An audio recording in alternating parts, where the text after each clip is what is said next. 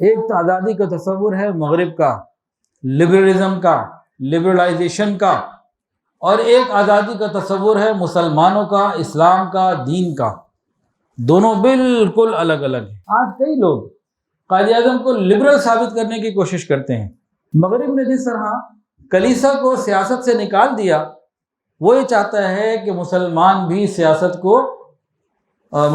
بھی دین کو سیاست سے نکال دیں۔ قائد اعظم، علامہ اقبال اور تحریک آزادی کے باقی تمام لوگ کیسا پاکستان چاہتے تھے؟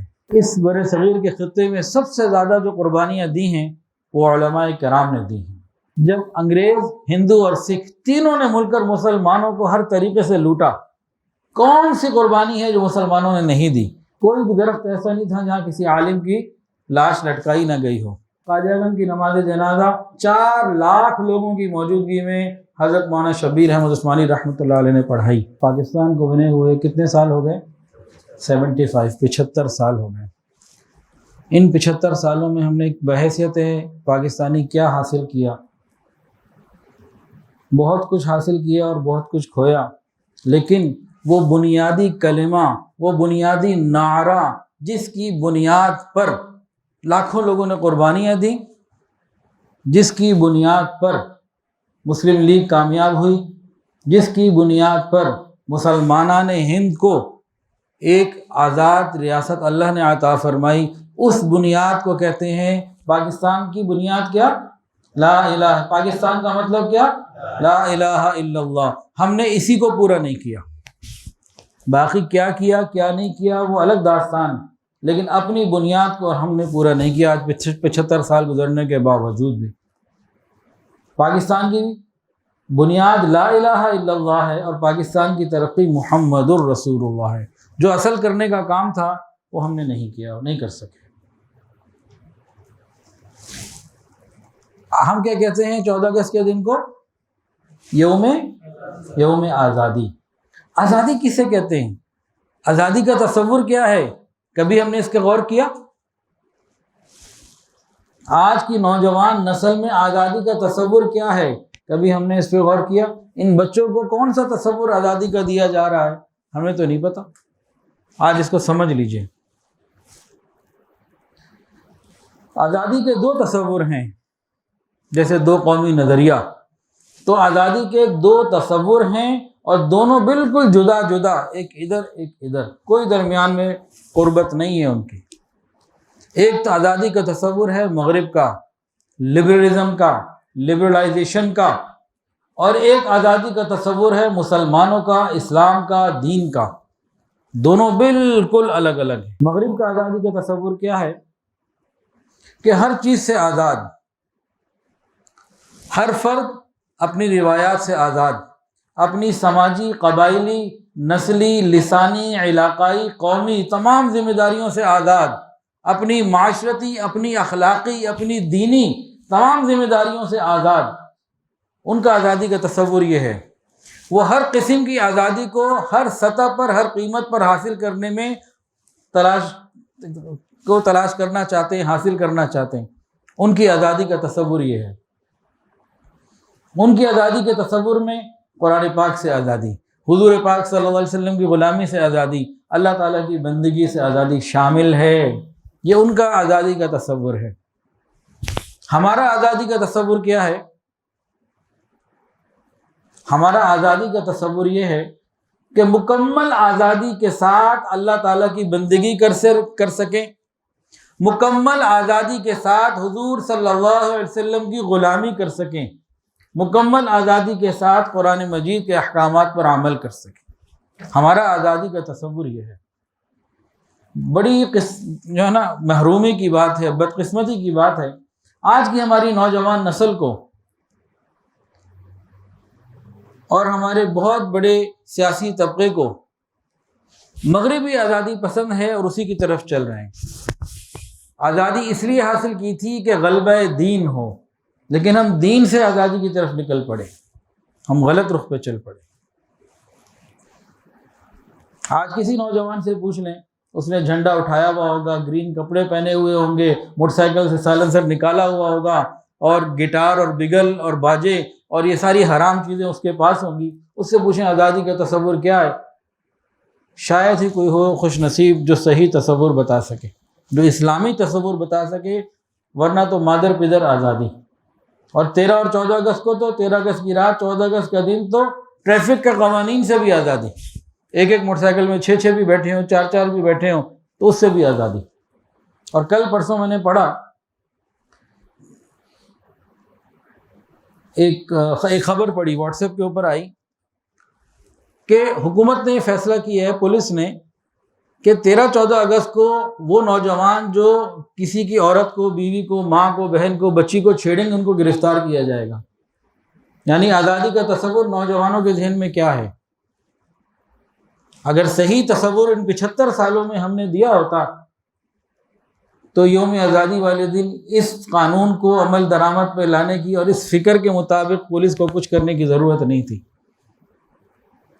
اور غور کر لیجئے، ہمارے اسکولز میں، کالجز میں، یونیورسٹیز میں، اداروں میں، جگہ جگہ پورے ملک میں جو یوم آزادی کی تقریبات منعقد کی جاتی ہیں، وہاں کس آزادی کا پرچار کیا جا رہا ہے؟ وہ کون سی آزادی ہے؟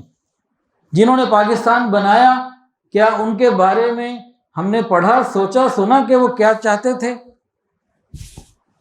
نہ، بالکل نہیں۔ تو آج کی اس مجلس میں پاکستان بنانے والوں کی باتیں آئیں گی، ان کی سٹیٹمنٹس آئیں گی کہ وہ کیسا پاکستان چاہتے تھے، انہوں نے کیوں یہ حاصل کیا، ہمیں کیوں دیا۔ یاد رکھیے، قیامت کے دن مجھے بھی اور آپ کو بھی، ہم سب کو شہدائے پاکستان کا سامنا کرنا ہوگا۔ ایسا نہ ہو کہ ان کے ہاتھوں ہمارے گریبان ہوں، کہ وہ یہ کہیں ہم نے تو تمہیں ایک آزاد ملک امانت کے طور پر دیا، بتاؤ تم نے کیا کیا، ہماری قربانیوں میں سے کیا لاج رکھی تم نے اس کی۔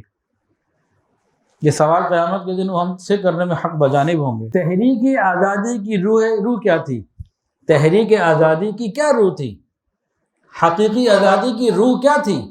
وہ تو آج جو لکھتے ہیں نا حقیقی آزادی کا سفر، وہ بھی نہیں جانتے۔ تحریک آزادی کی روح کیا تھی؟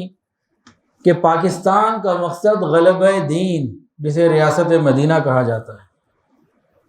ریاست مدینہ وہ جہاں حضور صلی اللہ علیہ وسلم کے مطابق زندگی گزاری جائے۔ آزادی کی محنت تو کئی 100 سال چلی، لیکن 1857 کی جنگ آزادی میں ناکامی کے بعد اس بر صغیر کے خطے میں سب سے زیادہ جو قربانیاں دی ہیں وہ علماء کرام نے دی ہیں، علماء حق نے دی ہیں۔ چنانچہ حکیم آفتاب حسن قریشی یہ لکھتے ہیں، مطالعہ پاکستان BA میں جو پڑھائی جاتی ہے علامہ اقبال یونیورسٹی پاکستان کی، اس میں یہ تحریر ہے، یہ بات کہ 1857 کی جنگ آزادی میں ناکامی کے باوجود جہاد کا سلسلہ جاری رہا۔ انگریزوں نے امبالہ اور پٹنہ میں مجاہدین کے خلاف مقدمات چلائے، انہیں بڑی سزائیں دیں۔ اس کے علاوہ انہوں نے اسلام اور مسلمانوں کے خلاف منظم تحریک چلائی اور مسلمانوں کو اسلام سے دور کرنے کے لیے عیسائی مشنریوں کی محنت کو اور بڑھایا۔ بہت بڑی تعداد میں عیسائی مشنری آئے جنہوں نے مسلمانوں کو عیسائی کرنے کی کوشش کی۔ اس وقت صرف علماء ہی تھے جو اسلام کے تحفظ اور احیاء کے لیے میدان میں اترے، مسلمانوں کے پاس تو کوئی حکومت ہی نہیں تھی۔ ایک چھوٹا سا قصبہ تھا دیوبند، وہاں حضرت مولانا قاسم نانوتوی رحمۃ اللہ علیہ نے جنگ آزادی 1857 کی ناکامی کے 9 سال بعد ایک مدرسے کی بنیاد رکھی، سہارنپور مدرسے کی بنیاد رکھی، اور مدارس کی بنیاد رکھی گئی کہ مسلمانوں سے دولت چھین لی گئی، حکومت اور اقتدار سب چھین لیا گیا، ان کا ایمان تو محفوظ رہے۔ یہ سلسلہ آگے بڑھا اور بہت اس کی تفصیلیں ہیں۔ جب انگریز، ہندو اور سکھ تینوں نے مل کر مسلمانوں کو ہر طریقے سے لوٹا، کون سی قربانی ہے جو مسلمانوں نے نہیں دی؟ کتنی عورتوں کی عزت جو ہے وہ لوٹی گئی، کتنے نوجوانوں کو سر عام قتل کیا گیا، کتنے گھروں کو جلایا گیا، مسجدوں کو جلایا گیا، مدرسوں کو بلڈوز کیا گیا، جلایا گیا، کتنے علماء کو شہید کیا گیا۔ یہ جرنیلی سڑک جو ہے لاہور سے لے کے پشاور سے لے کے دہلی تک، یا لاہور سے پشاور سے لے کے دہلی تک، کوئی درخت ایسا نہیں تھا جہاں کسی عالم کی لاش لٹکائی نہ گئی ہو۔ یہ ہمارے لاہور بادشاہی مسجد میں ایک عالم کی لاش کو لٹکایا جاتا، پہلے پھانسی دی جاتی، پھر لٹکا دیا جاتا، پھر 1 2 3 دن بعد اتار کے بھی دوسرے کو، بہت کچھ ہوا، لیکن علماء ڈٹے رہے اور لگے رہے۔ انگریز نے کیا کیا؟ لڑاؤ اور حکومت کرو، ڈیوائڈ اینڈ رول کی پالیسی پہ چلتے رہے۔ تجارت کی غرض سے جو انگریز لٹیرے آئے، انہوں نے یہاں کی ہر چیز کے اوپر اقتدار حاصل کر لیا، سیاہ و سفید کے مالک بن گئے۔ ہندوستان کو سونے کی چڑیا کہا جاتا تھا۔ اس وقت یورپ میں کھانے پینے کے لیے وسائل نہیں تھے، فیکٹریاں نہیں تھیں، اور یہ کوئی نظام نہیں تھے، وہاں غربت تھی، اور یہاں مال و دولت کی بہت وسعت تھی۔ بہت سارے ہمارے لوگ کیا کہہ دیتے ہیں کہ مسلمان بادشاہوں نے کیا کیا، خالی عمارتیں تو بنائی ہیں اور تو کچھ نہیں کیا، تعلیم کے لیے انہوں نے کچھ نہیں کیا۔ ان بیچاروں کو یہ معلوم ہی نہیں، اتنی بڑی بڑی عمارت بغیر تعلیم کے بن ہی نہیں سکتی، اتنی بڑی بڑی شاہکار عمارتیں بغیر پیسے کے اور بغیر مہذب اصولوں کے بن ہی نہیں سکتی۔ صرف تاج محل کے اوپر بات کروں تو آدھے گھنٹے سے زیادہ اس کی تفصیلات بیان کرنے کے لیے آج بھی چاہیے۔ 2 باتیں بتا دیتا ہوں فقط۔ تاج محل کے چاروں طرف ایک ایک مینار ہے، چاروں اس انداز سے کھڑے ہیں کہ خدا نہ خواستہ اگر زلزلے سے گرے تو چاروں الگ الگ سائڈوں پہ گریں گے اور ایک بھی تاج محل پہ نہیں گرے گا۔ کیا یہ بغیر تعلیم کے ہو سکتا ہے؟ دوسری بات، فونٹ آپ سمجھتے ہیں نا، سائز، تحریر کا سائز اسے فونٹ کہتے ہیں۔ فونٹ کو چھوٹا کر سکتے ہیں، بڑا کر سکتے ہیں، اور بڑا کر سکتے ہیں، تو مختلف سائز ہوتے ہیں۔ تاج محل میں قرآن مجید کی آیات لکھی ہوئی ہیں ایسے کر کے اور مختلف۔ آپ نیچے زمین پہ کھڑے ہیں اور آیات لکھی جا رہی ہیں، یوں اوپر جا رہی ہیں، اوپر جا رہی ہیں۔ آپ نیچے کھڑے ہیں، آپ کو ایک ہی فونٹ نظر آ رہا ہے، سب سے آخری لائن کا بھی، درمیانی لائن کا بھی، سب سے اونچی لائن کا بھی، حالانکہ ان میں کئی فٹوں کا، گزوں کا فاصلہ ہے۔ اور قریب سے جا کے دیکھیں، نیچے والا فونٹ چھوٹا ہے اور پھر آہستہ آہستہ بڑھ رہا اور آخر جا کے وہ کافی بڑا ہو جاتا ہے۔ نیچے والے میں اور آخر والے میں فونٹ کا بہت بڑا فرق ہے قریب سے دیکھنے میں، لیکن جو نیچے زمین پہ کھڑا ہے اس کے لیے رائی کے دانے کے برابر فرق نہیں ہے، اس کو ایک ہی نظر آ رہا ہے۔ کیا یہ بغیر تعلیم کے ہوتا ہے؟ بہرحال ہم آ رہے ہیں تحریک پاکستان کے اوپر۔ اگر اس کو شروع کریں نا اور پیچھے سے تو بڑا طویل موضوع ہے۔ یہ تحریک پاکستان یہ وہ موضوع ہے جس کی آج کل کے نوجوانوں کو کوئی فکر بھی نہیں، شوق بھی نہیں۔ چھوڑو یار، کیا کرنا ہے، ہمیں موبائل، انٹرنیٹ، ہمیں اپنی گرل فرینڈ سے تعلق، ہمیں اپنی راتیں اچھی گزارنی ہے، کیا پاکستان کی باتیں، یہ کوئی باتیں؟ ہمارے نوجوانوں کو اس سے کوئی اب تعلق نہیں رہا۔ یہ بھی ہماری بدقسمتی ہے، جو ہمارا مستقبل ہے انہیں نہیں پتہ۔ پاکستان کے ابتدائی تصور کہاں سے آیا؟ پاکستان کا ابتدائی تصور، یہ تاریخی اور ڈاکومنٹڈ باتیں آج میں نے ساری کرنی ہے انشاءاللہ، یہ آیا تھانہ بھون سے۔ تھانہ بھون میں کون سے بزرگ تھے، نام بتائیں کسی کو پتا ہو تو؟ حضرت مولانا اشرف علی تھانوی رحمۃ اللہ علیہ۔ حضرت مولانا عبد الماجد دریا آبادی رحمۃ اللہ علیہ لکھتے ہیں کہ جب میں تھانہ بھون میں گیا 1928 میں، جون 1928 میں، تو وہاں انہوں نے کہا، حضرت تھانوی رحمۃ اللہ علیہ نے، کہ جی یوں چاہتا ہے کہ خطے کے اوپر خالص اسلامی حکومت ہو، سارے قوانین اور تعزیرات یہ سب اسلامی احکامات کے مطابق ہوں، بیت المال کا نظام قائم ہو، زکوٰۃ کا نظام رائج ہو، شرعی عدالتیں وہ قائم ہوں۔ مسلمانوں کو اس کے لیے کوشش کرنی چاہیے۔ دوسری قوموں کے ساتھ مل کر یہ نتائج کہاں حاصل ہو سکتے ہیں؟ تو پہل یہ نظریہ تھانہ بھون سے نکلا، اور جس کو علامہ اقبال نے پھر باقاعدہ بعد میں 29 دسمبر 1930 الہ آباد آل انڈیا مسلم لیگ کے جب وہ صدر تھے اور خطبہ صدارت میں انہوں نے پھر پاکستان کے نظریے کو، اس چیز کو پھر امت کے سامنے پیش کیا۔ تو شروع وہاں سے ہوا اور پورا اس کو وضاحت کی علامہ اقبال رحمۃ اللہ علیہ نے۔ قائد اعظم انگلینڈ میں پڑھے بڑھے، کراچی میں پیدا ہوئے 1876 میں۔ ان کے جو والد تھے وہ کاٹھیا وار سے آگے تھے، تاجر تھے۔ پھر پہلے کراچی کے ایک اسکول میں پڑھے، پھر انگلینڈ گئے اور لنکن ان وہاں سے انہوں نے وکالت کی ڈگری بھی حاصل کی، اور بڑے زیرک آدمی تھے، سمجھدار آدمی تھے، اور بڑے اعلیٰ درجے کے وکیل تھے، عام وکیل نہیں تھے۔ خیر علامہ اقبال کے بار بار کے اصرار پر وہ وہاں کی آسانی والی زندگی چھوڑ کر انڈیا آ گئے اور پھر انہیں تحریک آزادی کے لیے کوششیں شروع کی۔ یہ ساری دنیا یہ بات جانتی ہے، ہم جانے یا نہ جانے، وہ لوگ جانتے ہیں جنہوں نے اس وقت محنت کی تھی۔ آل انڈیا مسلم لیگ جو تحریک آزادی کی علم بردار تھی، اس کو اس وقت تک عوام میں پذیرائی صحیح طریقے سے حاصل نہیں ہو سکی جب تک علماء کا فتویٰ ان کے پلڑے میں نہیں آ گیا۔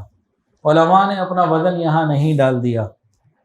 جیسے کہتے ہیں نا اسلامی ٹچ، اسلامی ٹچ پہلے بھی تھا، آج بھی ہے۔ جب تک آل انڈیا مسلم لیگ کو حقیقی اسلامی ٹچ نہیں ملا اور وہ لوگ جنہوں نے فتویٰ بھی دیا، جانیں بھی دی، قربانیاں بھی دیں، اس وقت تک آل انڈیا مسلم لیگ کی تحریک آزادی کی محنت کو عمومی اور عوامی پذیرائی نہیں ملی تھی، یہ بات پکی ہے۔ اور پہلا فتویٰ کون سا آیا تھا جی؟ 10 فروری 1938 کو ایک فتویٰ شائع ہوا جو تنظیم المسلمین کے نام سے آج بھی ملتا ہے۔ ہمیں پڑھنے کا شوق ہی نہیں، ہمیں کیا کرنا ہے ایسی باتیں پڑھ کے۔ اور کس نے دیا؟ تھانہ بھون سے حضرت مولانا اشرف علی تھانوی رحمۃ اللہ علیہ، مفتی محمد شفیع رحمۃ اللہ علیہ نے، ہمارے اکابرین علماء نے دیا۔ اس کے بعد عوام ان کے ساتھ آئی، خالی فتویٰ دے کے سائٹ پہ نہیں ہو گئے، اس کے لیے سب کچھ قربان کیا انہوں نے۔ حضرت علامہ شبیر احمد عثمانی رحمۃ اللہ علیہ کی وہ جو سیاسی محنت تھی، کبھی اس کو بھی انشاءاللہ ذکر کریں گے۔ جھانسی الیکشن، یہ وہ پہلا الیکشن تھا جو مسلم لیگ کانگریس سے ہٹ کے علیحدہ لڑ رہی تھی، اور اس میں باقاعدہ حضرت تھانوی رحمۃ اللہ علیہ علماء نے اپنا سارا وزن ادھر ڈالا مسلم لیگ میں۔ آل India Muslim league Quaid Azam محمد علی جناح کے ساتھ تو نمایاں اور بہترین کامیابی حاصل ہوئی۔ حضرت تھانوی رحمۃ اللہ علیہ کی اسی فکر اور نظر کو بعد میں 2 قومی نظریے کے طور پر پیش کیا گیا۔ آل انڈیا مسلم لیگ نے باقاعدہ حضرت تھانوی رحمۃ اللہ کو خط لکھ کے بلایا کہ آپ ہمارے اجلاس میں آئیں اور ہمیں نصیحتیں کریں۔ خط لکھا، اور یہ 23 اپریل 1943 کو ایک اجلاس ہونا تھا جس کے لیے ان کو بلایا گیا، پوری ڈاکومنٹیشن ہے اس کی۔ حضرت تھانوی رحمۃ اللہ کو جب خط ملا، انہوں نے جواب دیا۔ اگر میں پورا پڑھ کے سناؤں گا تو بہت لمبی بات ہو جائے گی۔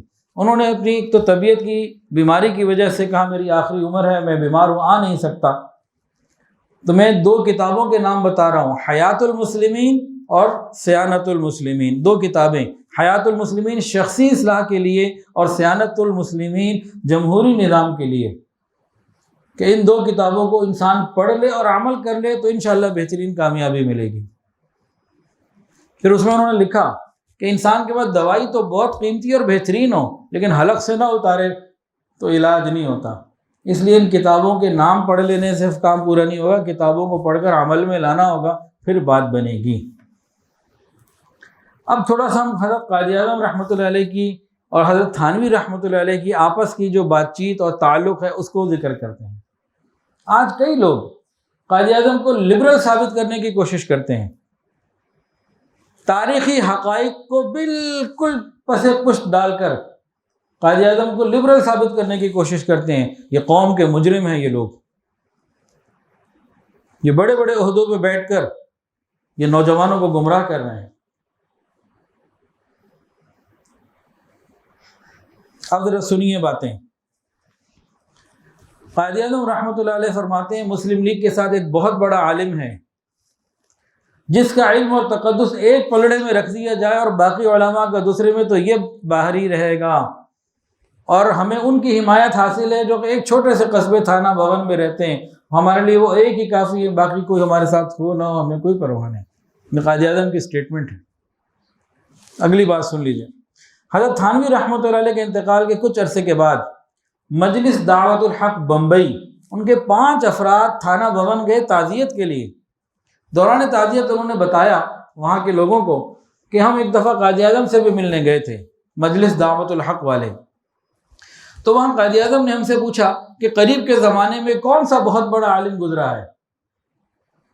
تو وہ کہنے لگے ہمارے دل میں تو حضرت تھانوی کا ہی نام تھا، لیکن ہم نے کہا پتہ نہیں قائد اعظم کی اور نہ بول دیں، تو ہم چپ رہے، بلکہ ہم نے پوچھا حضرت آپ ہی بتا دیں آپ کیا کہتے ہیں؟ تو جوش کے ساتھ اٹھے، اندر گئے اور کچھ خط لا کے دیے، کہا تحریر پہچانتے ہو؟ ہم نے کہا تو تھانوی رحمۃ اللہ علیہ کی ہے۔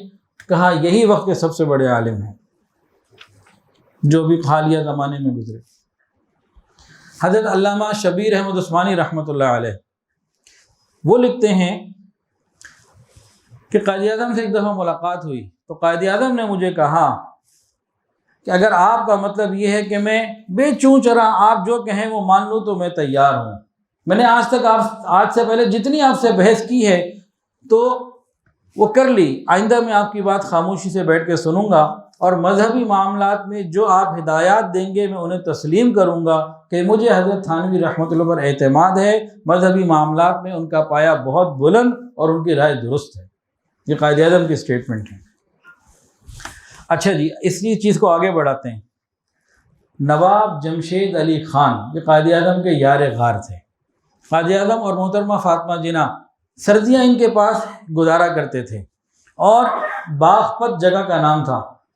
تو قائد اعظم کے یار غار نواب جمشید خان لکھتے ہیں اپنے خط میں 4 اپریل 1955، وہ یہ لکھتے ہیں کہ بات بالکل حقیقت ہے کہ قائد اعظم کی تمام تر دینی تربیت تھانہ بھون سے ہوئی۔ قائد اعظم خواہش رکھتے تھے کہ تھانہ بھون جائیں، حضرت تھانوی رحمۃ اللہ سے ملاقات ہو، لیکن مصروفیت کی وجہ سے یہ ممکن نہیں ہو سکا۔ تو یہ پوائنٹ کیا ہوا؟ قائد اعظم کی نظر میں حضرت تھانوی رحمۃ اللہ علیہ کی حیثیت۔ اب اگلی بات، مسلم لیگ کی اسلامی اور فکری تربیت یہ حضرت تھانوی رحمۃ اللہ علیہ اور ان کے ساتھیوں نے کی۔ اس کے بھی چند باتیں سن لیجیے، پھر آگے چلتے ہیں۔ ایک دن حضرت مولانا اشرف علی تھانوی رحمۃ اللہ علیہ نے حضرت مولانا شبیر احمد عثمانی رحمۃ اللہ کو فرمایا کہ میاں شبیر علی، ہوا کا رخ بتا رہا ہے کہ لیگ والے کامیاب ہو جائیں گے، اور جو سلطنت ملے گی وہ انہی لوگوں کو ملے گی جنہیں آج ہم فاسق اور فاجر کہتے ہیں۔ مولویوں کو تو ملنے سے رہی، لہٰذا ہمیں کوشش کرنی چاہیے کہ یہی لوگ دیندار بن جائیں تاکہ جو سلطنت قائم ہو وہ دیندار ہو اور اللہ ہی کے دین کا بول بالا ہو۔ اب اس بات کے تحت چند باتیں سن لیجیے۔ حضرت حکیم الامت مولانا اشرف علی تھانوی رحمۃ اللہ علیہ نے مسلم لیگ بالخصوص قائد اعظم سے ملاقات کے لیے وفود در وفود بھیجے۔ ایک وفد گیا 24 دسمبر 1938، پٹنہ میں ملاقات ہوئی، اور ان میں کون کون تھا؟ مولانا سید مرتضی حسن چاندپوری رحمۃ اللہ علیہ، مفتی محمد شفیع رحمۃ اللہ علیہ۔ مفتی محمد شفیع رحمۃ اللہ علیہ کون ہے جو کوئی بتا سکتا؟ مفتی تقی عثمانی صاحب شیخ الاسلام دامت برکاتہم کے والد، حضرت مفتی رفیع عثمانی صاحب مفتی اعظم پاکستان کے والد، مفتی محمد شفیع رحمۃ اللہ علیہ، اور مولانا شبیر علی تھانوی، مولانا عبدالجبار اور مولانا عبدالغنی پھول پوری۔ یہ کون تھے؟ شاہ عبدالغنی پھول پوری، یہ کراچی میں ایک بہت بڑے قریب کے زمانے میں بزرگ گزرے، حضرت شاہ کی مختار رحمۃ اللہ علیہ ان کے شیخ تھے۔ اس کے علاوہ مولانا معظم حسین امروہی، یہ وفد گیا تھا 24 دسمبر 1938۔ ایک اور وفد گیا 12 فروری 1939، اس کے سربراہ تھے حضرت مولانا ظفر احمد عثمانی، یہ بھی تھانہ بھون کے تھے، اور مزید جو ان کے ساتھ تھے مفتی محمد شفیع رحمۃ اللہ علیہ، مولانا شبیر علی تھانوی رحمۃ اللہ علیہ۔ اس وفد نے اور اس طرح کے وفود نے جب ملاقاتیں کی تو اس وفد کے موقع پہ ان حضرات نے بہت اچھے طریقے سے قائد اعظم کو یہ بات باور کرا دی کہ اسلام اور سیاست جدا جدا چیزیں نہیں۔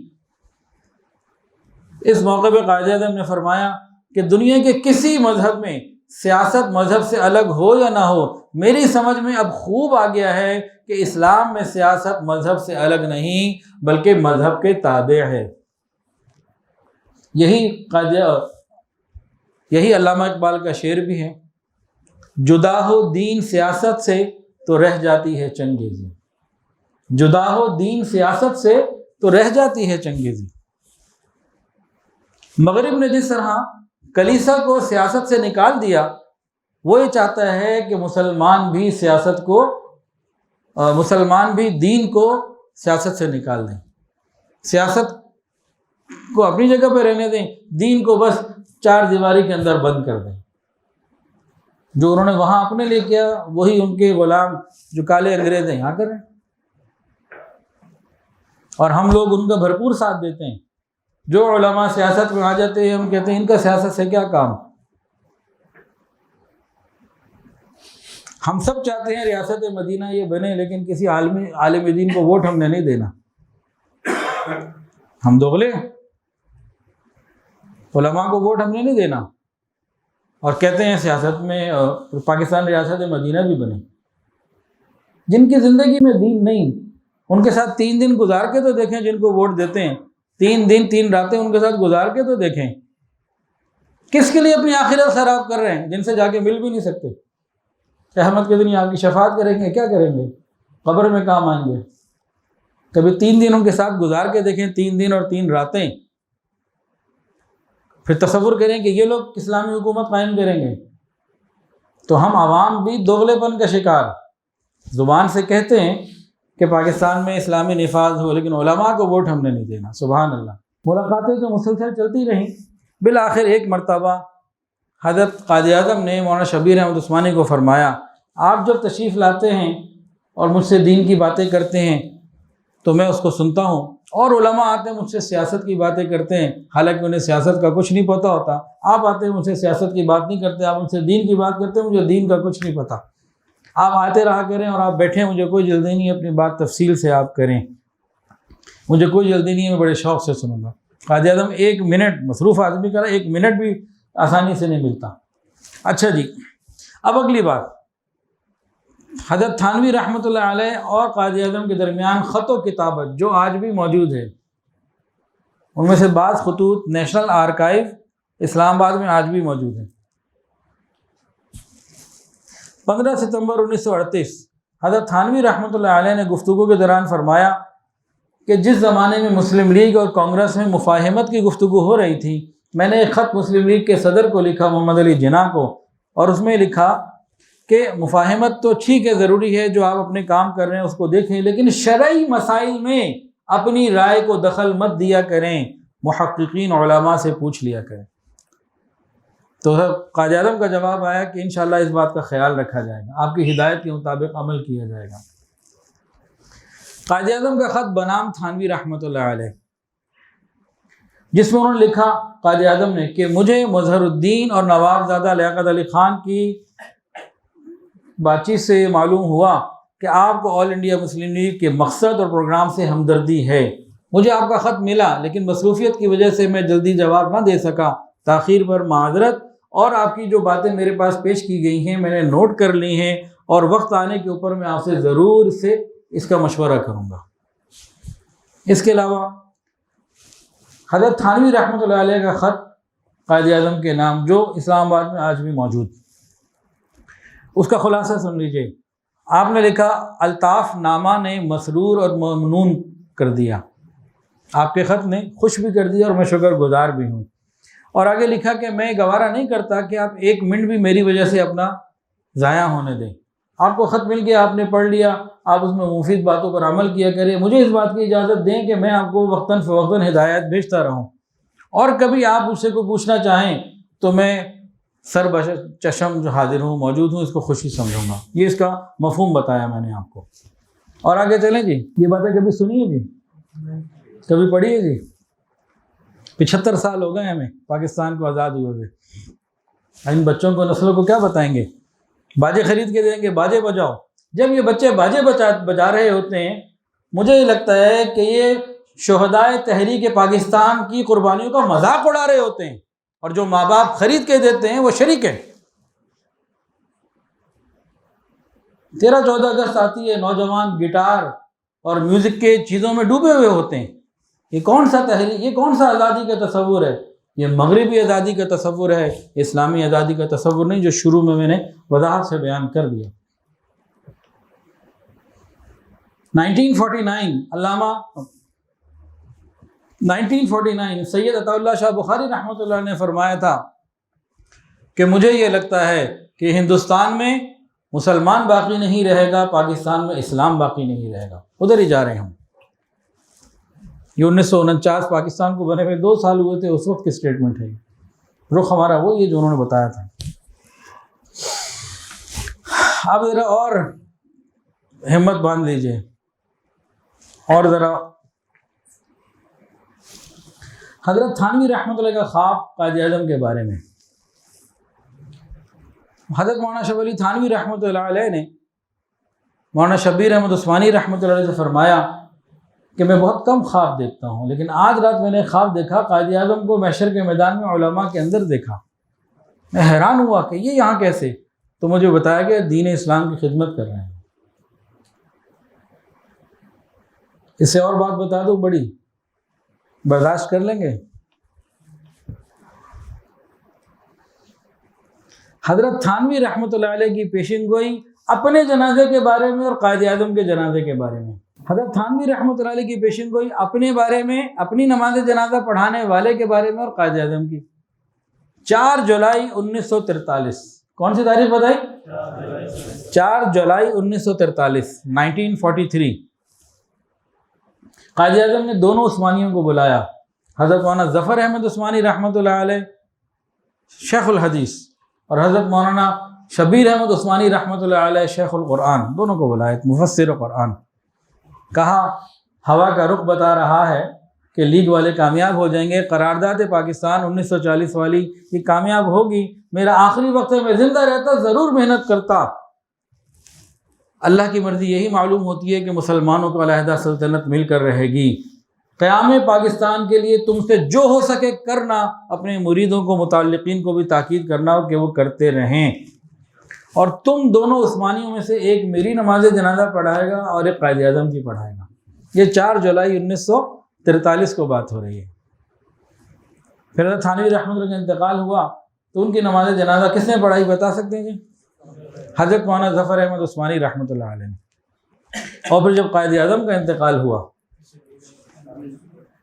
قائد اعظم زیارت میں تھے، بیمار ہو گئے، باقاعدہ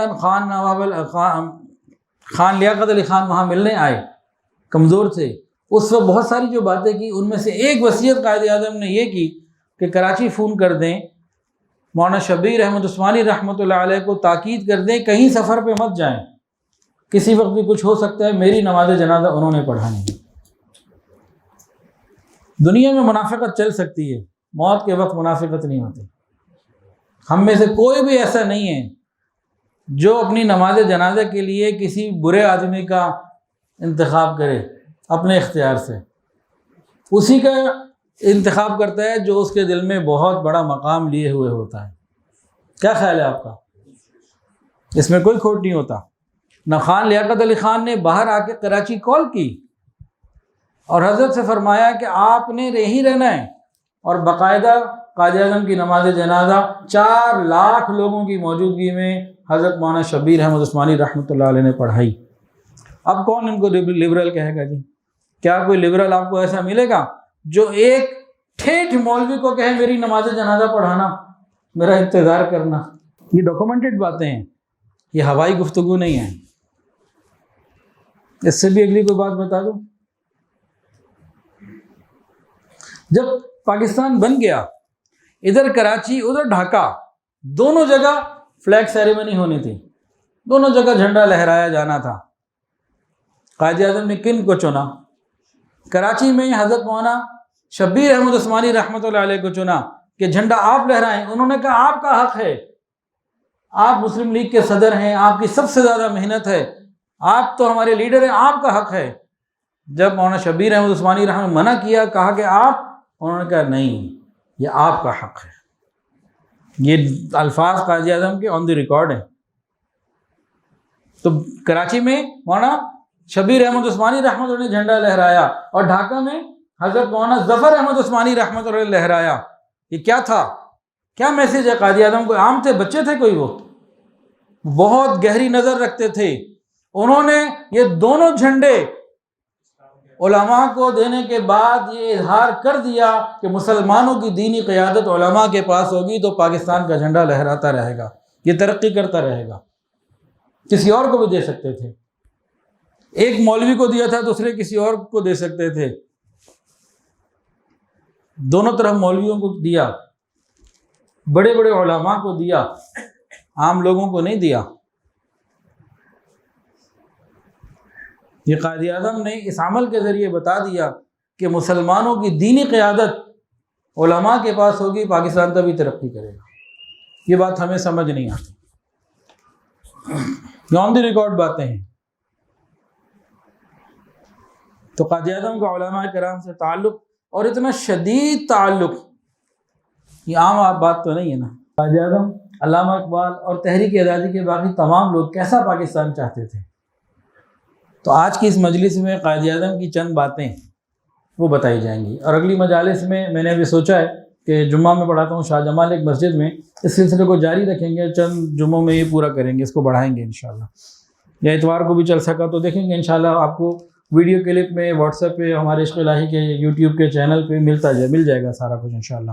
یہ لگے میں ریکارڈ کر رہے ہیں تو اپلوڈ کر دیں گے، کل کر دیں گے، پرسوں کر دیں گے، جب ان کا دل کرے گا انشاءاللہ تعالی۔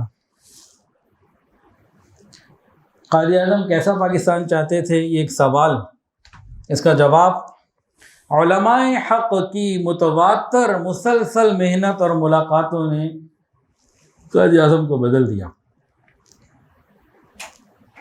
نماز بھی قائد اعظم نے انہی حضرات کی تاکید کے اوپر پڑھنی شروع کی باقاعدگی کے ساتھ۔ انگلینڈ میں رہتے تھے، وہیں بڑے بڑے وہاں کی ثقافت اور لباس جو ہے وہ غالب تھا شخصیت کے اوپر، لیکن جب قرآن مجید کی تعلیم حاصل کی اور علماء کی ساتھ ساتھ صحبت اور یہ مستقل ملنا جلنا رہا، انہیں معلوم ہو گیا، اس کے بعد انہوں نے باقاعدہ جنا کیپ شروع کی۔ وہ کیپ پہنی، اس کو پہلے جنا کیپ نہیں کہتے تھے، ایک ٹوپی تھی، قمیص شلوار شیروانی پہن لی، لیکن وہ پھر کیا ہوا، قائد اعظم کے پہننے کی برکت سے وہ جنا کیپ بن گئی اور وہ قومی لباس بن گیا۔ تو اس کے بعد ان کی جو تاریخ میں ان کی تقریریں موجود ہیں، اور جو ان کا لباس اور سر پہ ٹوپی اور یہ معاملات یہ بتاتے ہیں کہ علماء کی محنت رنگ لائی۔ اب ذرا سنیے، 17 فروری 1938 علی گڑھ مسلم یونیورسٹی اسٹریچی ہال میں قائد اعظم نے فرمایا، مجھے اپنے اسلامی کلچر اور تہذیب سے محبت ہے، میں ہرگز نہیں چاہتا ہماری آنے والی نسلیں اسلامی تمدن اور فلسفے سے بیگانہ ہو جائیں۔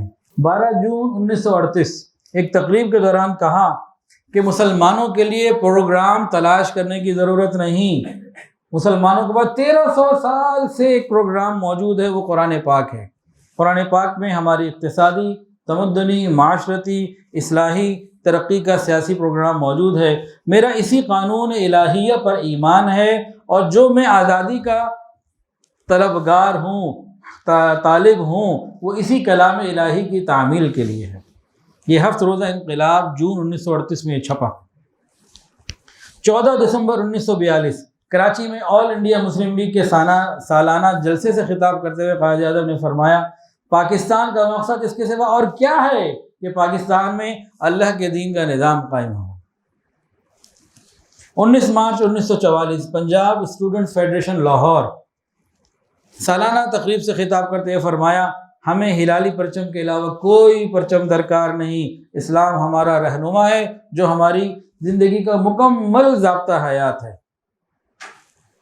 21 نومبر 1945 سرحد مسلم لیگ کانفرنس پشاور، مسلمان پاکستان کا مطالبہ کرتے ہیں جہاں وہ اپنے ضابطہ حیات، اپنے تمدن ارتقاء، روایات اور اسلامی قوانین کے مطابق حکومت کر سکیں۔ 24 نومبر 1945 مردان جلسہ عام میں فرمایا، پاکستان کی آزاد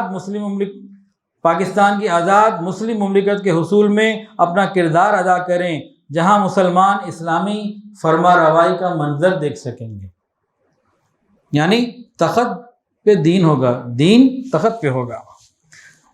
26 نومبر 1946 سید بدر الدین احمد کے رہائش گاہ پہ ایک تفصیلی انٹرویو قائد اعظم نے دیا، جس میں آپ نے برملا کہا کہ دنیا کی تمام مشکلات کا حل اسلامی حکومت کے قیام میں ہے، اسی لیے میں لندن کی عیش و عشرت والی زندگی چھوڑ کر عظیم مفکر علامہ اقبال کی دعوت پر یہاں آیا ہوں۔ 7 جولائی 1947 لندن مسلم لیگ کو خطاب کرتے ہوئے فرمایا، خدا کے فضل سے ہم دنیا میں اس نئی عظیم خود مختار اسلامی ریاست کی تعمیر مکمل اتحاد، تنظیم اور ایمان کے ساتھ کر سکیں گے۔ 19 دسمبر 1946 مصری ریڈیو کو، قاہرہ مصری ریڈیو کو خطاب پر فرمایا، ہم چاہتے ہیں ایک آزاد خود مختار قوم کی حیثیت سے اپنی زندگی بسر کریں اور ان تمام اقدار کا تحفظ کریں جن کا اسلام علم بردار ہے۔ 14 اگست 1947 دستور ساز اسمبلی کا اجلاس ہوا، لارڈ ماؤنٹ بیٹن نے اکبر بادشاہ کی باتیں کی، تو قائد اعظم نے جب جوابی تقریر کی تو اس میں فرمایا کہ اکبر بادشاہ نے جس فراخ دلی سے مظاہرہ کیا وہ ہمارے لیے کوئی نئی بات نہیں ہے، تو 1300 سال پہلے ہی ہو گیا تھا حضور صلی اللہ علیہ وسلم کی زبانی اور عملی۔ مسلمانوں کی تاریخ ایسی مثالوں سے بھری ہوئی ہے۔ 30 اکتوبر 1947 لاہور، جلسہ عام میں خطاب کرتے ہوئے فرمایا اگر ہم قرآن حکیم سے رہنمائی حاصل کریں گے کامیابی ہماری ہوگی۔ میرا آپ تمام لوگوں سے مطالبہ یہ ہے پاکستان کو اسلام کا قلعہ بنانے کے لیے بڑی سے بڑی قربانی سے دریغ نہ کریں۔ ہائے ہائے، آج تو 75 سال گزر گئے، قائد اعظم کی زندگی میں یہ سب کچھ ان کو بھی نظر آ گیا تھا جو آج ہو رہا ہے۔ سنیے، 25 جنوری 1948، کیا تاریخ بتائی؟ 25 جنوری 1948، 14 اگست 1947 اور 25 جنوری 1948 میں کتنا فرق ہے؟ صدیوں کا، چند مہینوں کا فرق ہے۔ سنیے، 25 جنوری 1948 کو پاکستان کے گورنر جنرل کی حیثیت سے کراچی بار ایسوسی ایشن کے استقبالیے سے خطاب کرتے ہوئے فرمایا میں ان لوگوں کے عزائم نہیں سمجھ سکا جو جان بوجھ کر شرارت کر رہے اور یہ پروپیگنڈا کر رہے ہیں کہ پاکستان کے آئین کی بنیاد شریعت نہیں ہوگی۔ اور آگے فرمائیں ہماری زندگی آج بھی اسلامی، ہماری زندگیوں پر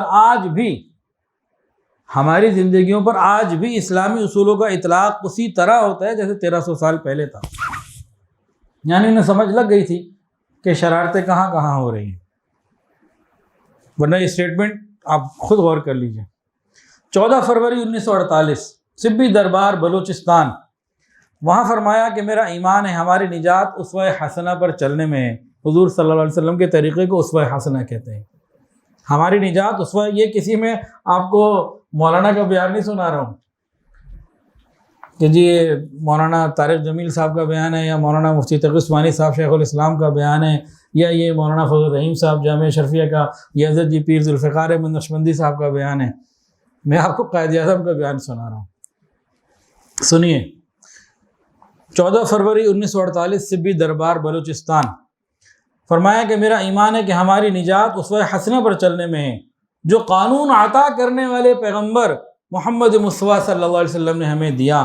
ہمیں چاہیے کہ اپنی جمہوریت کی بنیادیں صحیح معنوں میں اسلامی تصورات اور اسلامی اصولوں کے مطابق رکھیں۔ 21 فروری 1948 افواج پاکستان سے خطاب کرتے ہوئے فرمایا اب آپ کو اپنے ہی وطن عزیز کی سرزمین پر اسلامی جمہوریت، اسلامی معاشرتی عدل اور مساوات انسانی کے اصولوں کی پاسبانی کرنی ہے۔ یہ افواج پاکستان کی قائد اعظم نے ڈیوٹی لگائی، ذمہ داری لگائی۔ قائد اعظم کا قرآن مجید کے ساتھ تعلق، عبدالرشید بٹلر جو ان دنوں گورنر ہاؤس پشاور میں تھے، جب قائد اعظم پہلے گورنر جنرل کی حیثیت سے پشاور میں پہنچے، وہاں قیام کیا، تو اس دوران عبدالرشید بٹلر نے اپنی آنکھوں دیکھا چشمدید واقعہ نقل کیا کہ قائد اعظم خوب کام اور کام، مصروفیات ہی مصروفیات، آرام کو بہت کم کیا، جب تھک جاتے تو قرآن مجید لے کے بیٹھ جاتے۔ یہی عبدالرشید بٹلر کہتے ہیں کہ اسی رات، آدھی رات کے قریب وقت تھا، میں کچھ ٹھک ٹھک کی آواز آئی اور قائد اعظم کے کمرے سے آئی۔ ہم پریشان ہو گئے، کوئی چور، کوئی خطرناک واقعہ نہ ہو، الرٹ ہو گئے اور کچھ اور ساتھیوں کو بھی الرٹ کیا۔ اور جب ہم نے اندر جھانکا تو قائد اعظم اس وقت رو بھی رہے تھے، قرآن بھی پڑھ رہے تھے، کبھی چلتے، ان کے چلنے سے وہ ٹھک ٹھک کی آواز رات کی تاریکی میں پیدا ہوتی، اور پھر قرآن کی طرف آتے اور پھر غور و فکر کرتے۔ اس کا انہوں نے تفصیلی واقعہ لکھا ہے کہ قرآن مجید موجود تھا اور قائد اعظم اس کو پڑھتے اور غور و فکر کرتے اور پھر روتے اور دعائیں بھی مانگتے۔ یہ ان کا قرآن مجید کے ساتھ تعلق تھا۔ یہ کتاب کا نام ہے the great leader, Munir Ahmad صاحب نے لکھی ہے، اس میں یہ بات عبدالرشید بٹلر کی موجود ہے۔ قائد اعظم قرآنی احکامات کے اجراء کی کوشش کیا کرتے تھے، ان کے نفوذ کی کوشش کیا کرتے تھے۔ اب سنیے واقعہ، جنرل اکبر بہت سینئر جنرل تھے، قیام پاکستان کے وقت بحیثیت میجر جنرل کمانڈر فرسٹ کور تعینات ہوئی ان کی کون سی تھی؟ بحیثیت میجر جنرل کمانڈر فرسٹ کور۔ یہ جنرل اکبر 25 جون 1948 کو پہنچے اور ان کی قائد اعظم سے کئی ملاقاتیں ہوئیں۔ ایک ملاقات میں کہا کہ ہمارے افسروں میں جب دعوتیں ہوتی ہیں تو اس میں شراب ضرور ہے، اور یہ فوجوں کا بڑا پرانا رواج چل رہا ہے فوج کا، تو شراب نوشی کے اوپر آپ ذرا کچھ فرمائیے، اس کو روکنے کی روک تھام کی کوشش کیجیے۔ یہ کس نے کہا؟ میجر جنرل کمانڈر فرسٹ کور جنرل اکبر خان، انہوں نے کہا، جنرل اکبر نے۔ جب یہ بات سنی تو قائد اعظم خاموش رہے اور اپنے اے ڈی سی کو بلایا، سیکٹری سمجھ لیجیے، اپنے اے ڈی سی کو بلایا کہ میرا کانفیڈریشن باکس لے کر آؤ۔ اپنے اے ڈی سی کو بلایا، فرمایا کہ میرا کانفیڈریشن باکس لے کر آؤ۔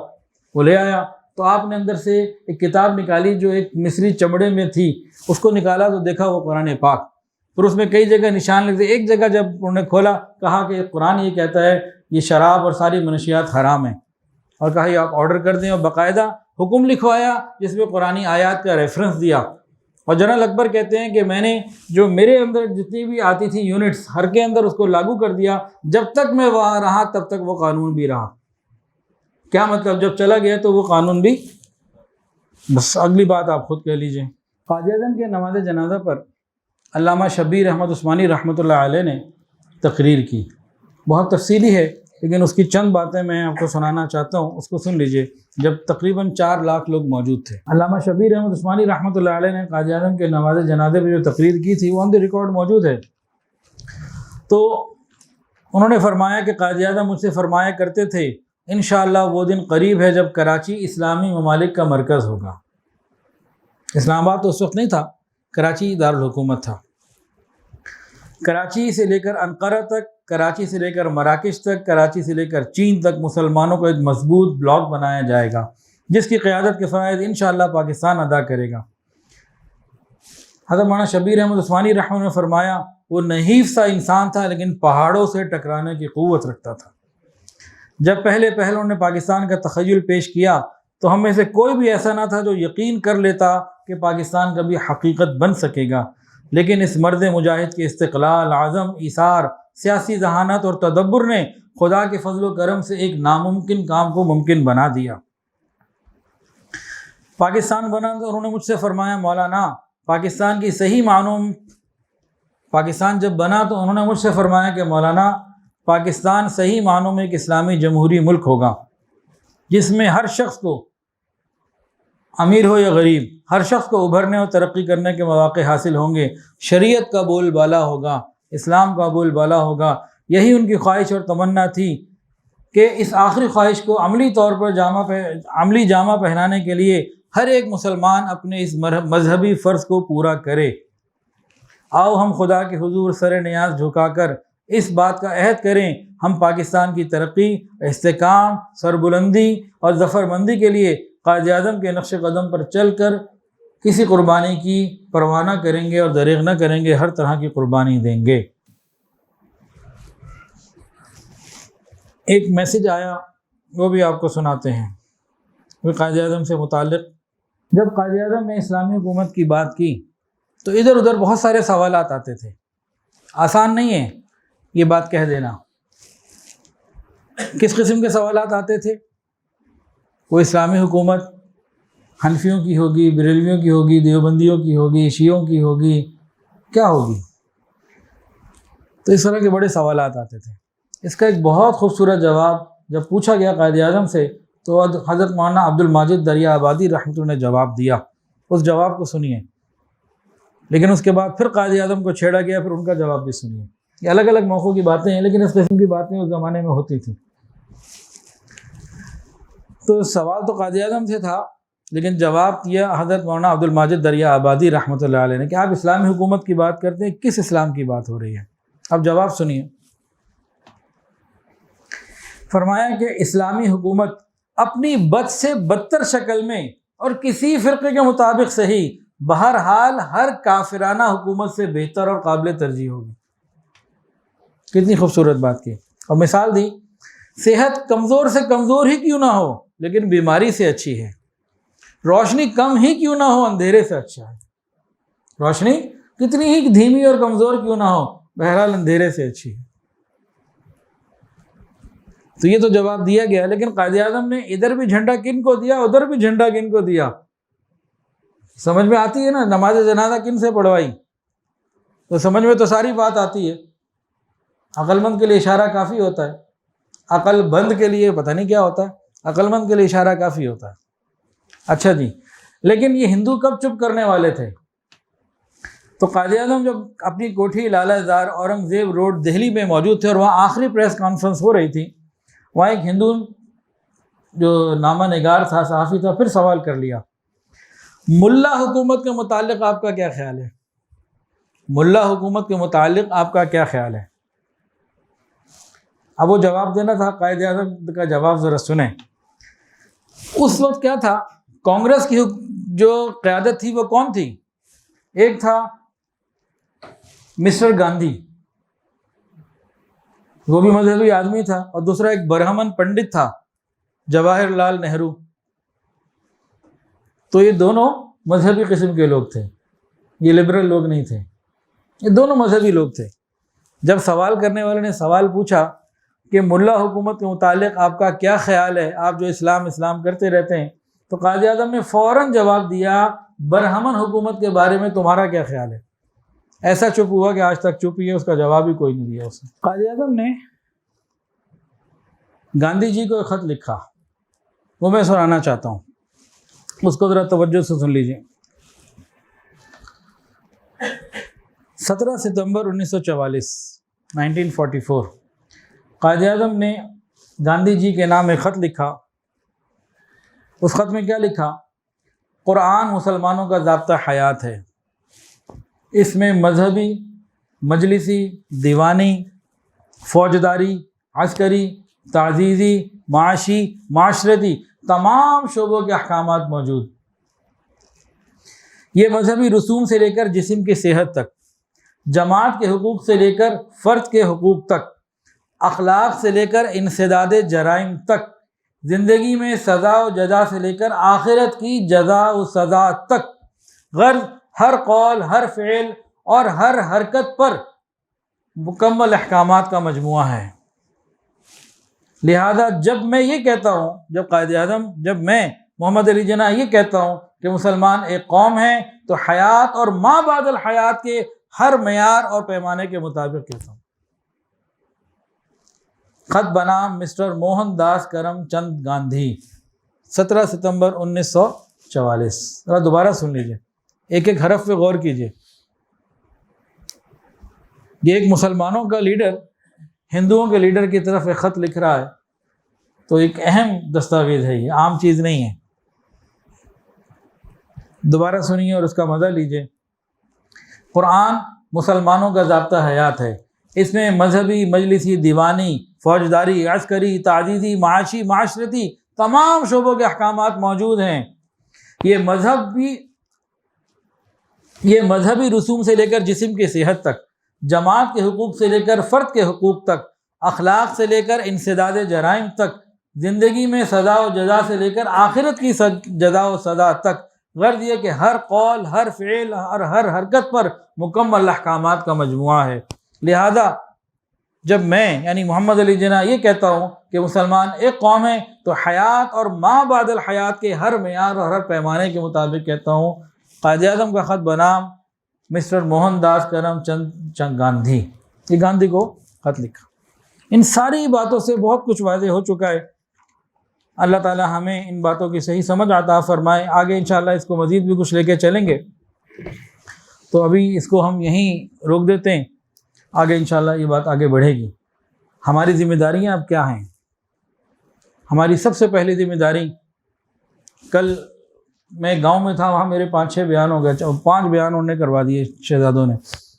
تو اچھا ہاں، بڑی مزیدار بات، وہاں 2 بزرگ ہیں. تو ایک جب پاکستان بنا تو اس وقت 9 سال کے تھے جب پاکستان آئے، خاص دہلی سے آئے تھے. اور ایک جب پاکستان بنا تو 24 سال کے تھے، اور ابھی دونوں حیات ہیں. ان میں سے ایک سے ملاقات ہوئی جو 9 سال کے تھے. کہنے لگے کہ ہم جتنا بھی آئے تھے نا، پنجابی میواتی ہیں، اپنے خاص لہجے میں بات کر رہے تھے کہ اب 2 ہی رہ گئے ہیں، باقی تو سب دنیا سے چلے گئے. پھر میں نے ان سے کچھ تفصیلات پوچھی کہ تھوڑا سا بتائیں، تو کچھ بتانے لگے. بڑا قیمتی مواد تھا. میں نے کہا جی میں اپنی ٹیم کو بھیجوں گا. بابلیاں گاؤں ہیں ادھر رائے گنج مانگا روڈ پہ، آگے یہاں سے لاہور سے 1 گھنٹہ 5 منٹ لگتے ہیں تقریباً. تو وہ آپ سے نا پوری ریکارڈنگ کروائیں گے، اور دوسرے والے ابھی موجود نہیں ہیں تو دونوں اس کو ہم کوشش کریں گے اطلاع دے دیں، بتا کے آئیں، تو آپ سے پوچھیں پاکستان بننے کے وقت کیا حالات تھے، کیا جذبات تھے۔ تو اسی طرح قربانیوں کی بتا رہے تھے کہ ہندوؤں نے کیا کیا اور سکھوں نے کیا کیا، تو وہ دہلی سے لے کے ادھر لاہور تک پہنچے تھے اس زمانے میں۔ تو بہرحال انشاءاللہ وہ بھی کریں گے، جلدی کریں گے انشاءاللہ، اللہ پاک خیر فرمائے۔ ہمیں بھی کیا کرنے کی ضرورت ہے، ہماری ذمہ داریاں کیا ہیں؟ ہماری ذمہ داری سب سے پہلے تو یہ ہے کہ تحریک پاکستان کیوں شروع ہوئی، وہ کون لوگ تھے، ان کے نظریات کیا تھے، جذبات کیا تھے، آزادی کی حقیقت کیا ہے، اس کی روح کیا ہے، اس کو پہلے ہم سمجھیں اور اپنی نسلوں کو یہ پیغام دے کے جائیں، بتا کے سمجھا کے جائیں۔ اس کے لیے مستقل بنیادوں پہ ہمیں ان کو پڑھنے اور سمجھنے کی ضرورت ہے۔ 2 کتابیں میں آپ کو بتا دیتا ہوں، اور بھی کتابیں ہیں، تو ان کو بازار سے ملتی ہیں، خریدیں اور پڑھیں اور اپنی نسلوں کو بتائیں۔ خالی ان کو بینڈ باجے خرید کے مت دیں، ان کو سمجھائیں کہ بینڈ باجے شہدائے تحریک پاکستان کے ساتھ غداری ہے، ان کا مذاق اڑانا ہے، ان کی روحوں کو تکلیف پہنچانا ہے، یہ کبھی ان سے خوش نہیں ہو سکتے وہ لوگ۔ ایک کتاب کا نام ہے، کچھ نظر آ رہا ہے کسی کو؟ میں بتا دوں، آئیے پاکستان کی قدر کریں۔